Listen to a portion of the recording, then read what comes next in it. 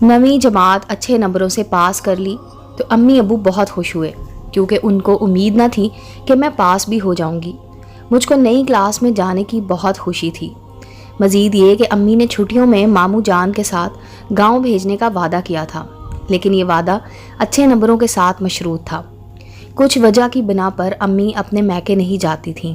मैं अपने होश संभालने के बाद पहली दफ़ा जा रही थी, तभी फूले ना समाती थी। छुट्टियां होते ही मामू लेने आ गए और हम गांव रवाना हो गए। दौरान सफ़र तमाम रास्ता सोचती जा रही थी कि वहाँ के लोग कितने सादा होंगे, जबकि मैं खुद सादगी को पसंद करती थी। सीधी सादी लड़की थी। इन दिनों दुनिया के नशेबो फराज को अच्छी तरह नहीं समझती थी कि ज़माने में क्या हो रहा है और क्यों कर हो रहा है। बहरहाल चंद घंटों के सफ़र के बाद हम गांव पहुँचे। देहात की फ़िज़ा में एक ताजगी होती है। खुले आसमान तले लहलहाते खेतों ने रूह में एक फ़रत भरा एहसास बख्श दिया। यहाँ के लोग वाकई बहुत सादा थे। देहाती लड़कियाँ आने वाहद में इकट्ठी हो गईं और उन्होंने मेरे गिर्द घेरा डाल दिया, जैसे मैं कोई आसमान से उतरी अप्सरा हूँ। मैं बहुत खुश थी। इन सादा लो लड़कियों में एक बहुत अच्छी लगी। उसकी शोखियाँ दिल मोह लेने वाली थीं। हालांकि मैं संजीदा और सुकून पसंद थी, फिर भी वो शौक़ मेरे दिल को भा गई। ताहम एक बात मैंने महसूस की कि ये लड़की खतीजा खुल कर नहीं हंसती थी। उसकी हंसी में उदासी झलकती थी। खतीजा में जाने क्या बात थी कि मेरी उसकी दोस्ती मिनटों में हो गई, जबकि मैं शहरी और वो फुली तौर पर देहाती लड़की थी। दीगर देहाती लड़कियों की मानद उसमें उजड़पन बिल्कुल नहीं था। चंद दिनों में ही उसके साथ दोस्ती इतनी हो गई कि अब हम इकट्ठी बाहर जाने लगीं। बाहर निकलकर मुझको एहसास हुआ कि यहाँ के लोग खतीजा को अच्छा नहीं समझते।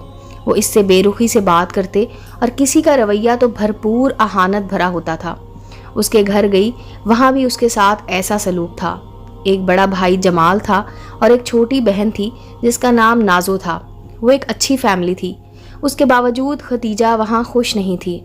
बस एक नाजो थी जो अपनी बहन से प्यार करती थी और उसका ख्याल रखती थी। जब मामू को पता चला कि मेरी दोस्ती इस लड़की से हो गई है तो उनको बुरा लगा और उन्होंने मेरा उसके साथ मेल जोल बंद करा दिया। मैं परेशान हो गई। आखिर ऐसी क्या बात है कि ये लोग इस बेचारी को इतना बुरा समझते हैं।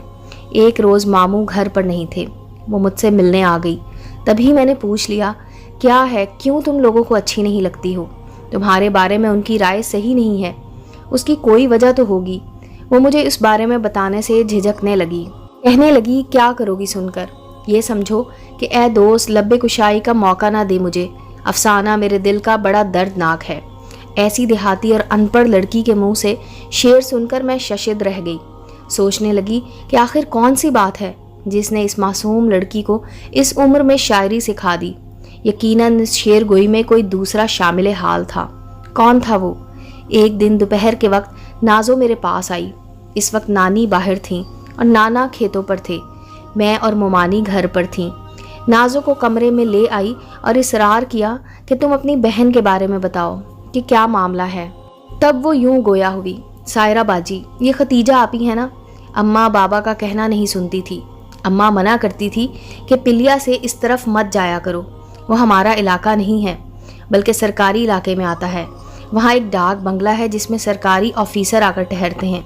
ये फिर भी इधर चली जाती थी। गांव वाले, आपको पता है, कि अपनी बेटियों को डाक बंगलों की तरफ कभी नहीं जाने देते। मगर क्यों? मैंने पूछा। इसलिए कि उधर जाने से कभी कभी बर्बादी के दरवाजे खुल जाते हैं। अब मैं आपको बताऊं, शायद इसीलिए बड़ी बूढ़ियां बरसों से कुछ ऐसी कहानियां सुनाती आई हैं कि डाक बंगलों में जिन्नात रहते हैं और ये भूत प्रेत कंवारी लड़कियों को चिमट जाते हैं। तो क्या तुम्हारी बहन को भी कोई जिन भूत चिमट गया है?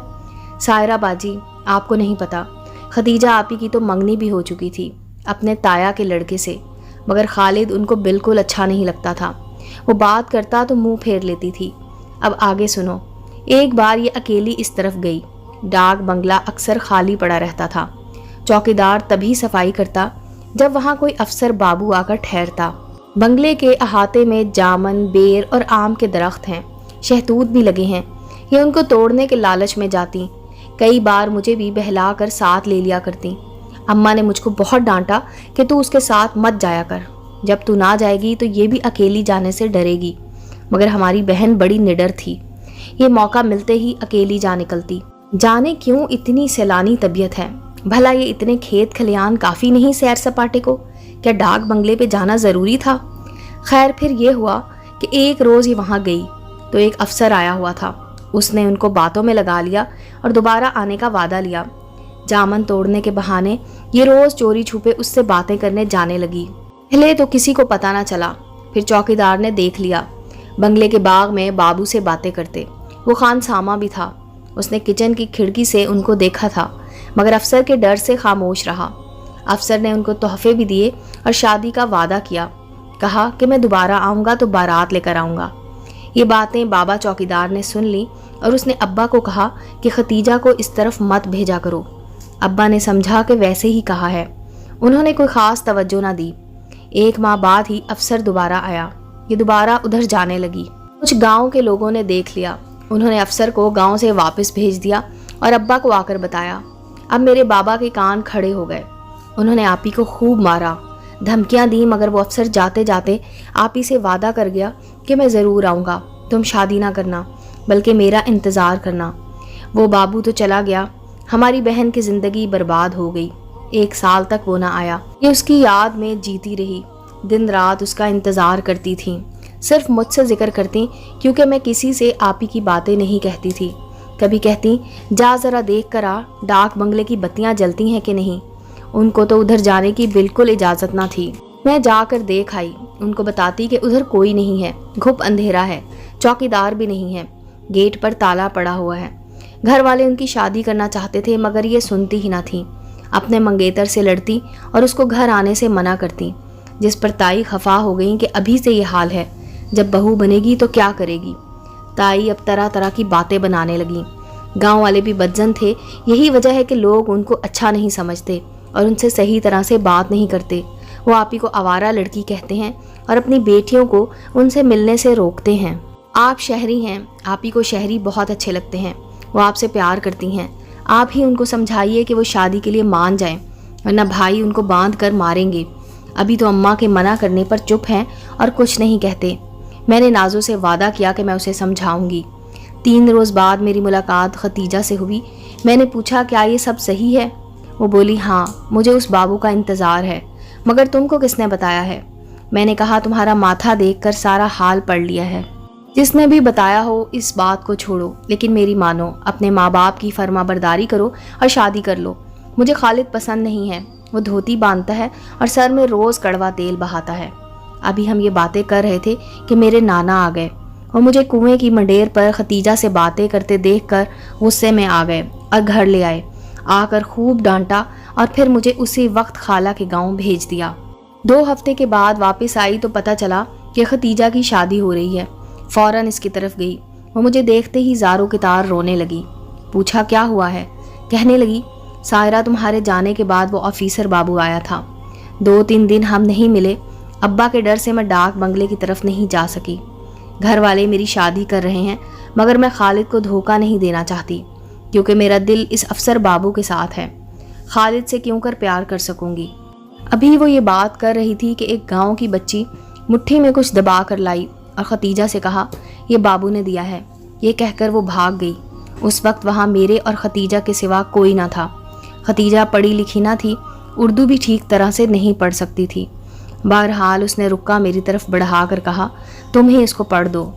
मैंने पर्चा खोल कर पढ़ना शुरू कर दिया। खतीजा, रात को अपने चंद जोड़े कपड़े और जेवरात लेकर आ जाना, हम यहाँ से शहर जाकर शादी कर लेंगे। ये सुनकर उसकी बाछें खिल गईं और चेहरा खुशी से गुलनार हो गया। कहने लगी देखा, मेरा दिल गवाही देता था कि शहरी बाबू मुझे भूला नहीं है, वो ज़रूर मुझको यहाँ से ले जाएगा। लम्हा भर को खुश हुई, फिर अफसुर्दा हो गई और कहा मुझको मशवरा दो, मैं क्या करूं।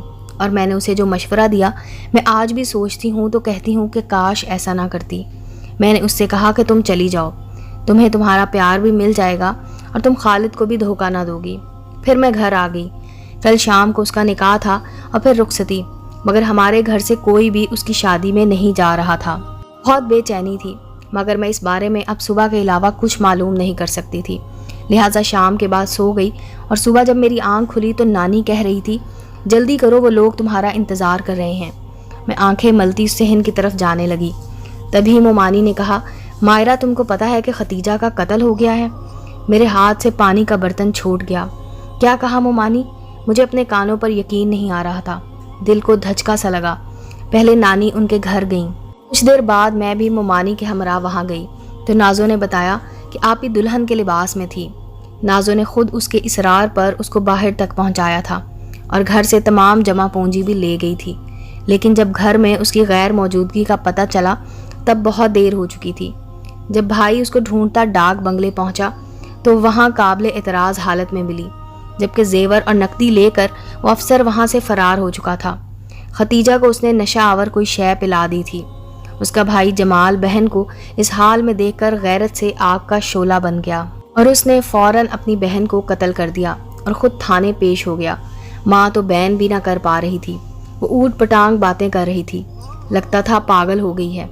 باپ بیچارہ سکتے میں آ گیا۔ تب مجھ کو اپنی ناسمجھی اور عاقبت نا اندیشی پر بڑا غصہ آیا کہ میں نے ہی ختیجہ کو مشورہ دیا تھا کہ وہاں چلی جائے۔ مجھے کیا معلوم تھا کہ محبت کا یہ روپ بھی ہوتا ہے۔ میں نویں کی طالبہ تھی، لوگوں کو سمجھنا اور زندگی کا تجربہ مجھے چھو کر بھی نہ گزرا تھا۔ بار بار ختیجہ کا معصوم چہرہ نگاہوں میں آتا تو آنکھوں سے آنسو ٹپکنے لگتے۔ سوچتی تھی اے کاش میں گاؤں ہی نہ گئی ہوتی، اگر گئی تھی تو ختیجہ سے نہ ملی ہوتی، اگر ملنا ہی تھا تو پھر اس کو ایسا مشورہ نہ دیا ہوتا۔ وہ بیچاری تو اپنے بھولپن میں پوچھ رہی تھی، اب مجھے مشورہ دو، میں کیا کروں؟ اے کاش میں اس کو وہاں جانے کا مشورہ نہ دیتی، اس کو روک لیتی، وہ شاید رک جاتی، کیونکہ مجھ پر بہت اعتبار کرتی تھی، میری ہر بات مانتی تھی، لحاظ کرتی تھی۔ وہ گاؤں کی سیدھی سادی لڑکی تھی اور جس لٹیرے نے اس کو دھوکہ دے کر لوٹا، اس رہزن نے یہ بھی نہ سوچا کہ گاؤں میں گھر سے نکل بھاگنے کی سزا لڑکیوں کو موت کی صورت میں ملتی ہے۔ جانے وہ کیسا پڑھا لکھا افسر تھا کہ اس نے اس معصوم کو لوٹا ہی نہیں، جان کا نذرانہ بھی لے گیا۔ وہ خود تو آرام سے روپوش ہو گیا اور گاؤں والے بھی اس کی آفیسری کی وجہ سے اس کا کچھ نہیں بگاڑ سکے، لیکن ختیجہ کے ساتھ ساتھ اس کے بھائی کو جیل کی آہنی سلاخوں کے پیچھے چکی پیسنا پڑی اور اس کی ماں باپ بیٹی کی دردناک موت پر خون کے آنسو رونے پر مجبور ہو گئے۔ ختیجہ کی سزا اسی دنیا میں اسے مل گئی یا اس جہان میں بھی ملے گی، یہ تو اللہ ہی جانے، مگر مجھے یقین ہے اس دھوکے باز ہوس پرست آفیسر کو دوہری سزا ملے گی، جس نے ایک معصوم کی دوشیزگی کو خاک میں ملا کر اپنا ہی نہیں سارے ملک کا دامن میلا کر دیا۔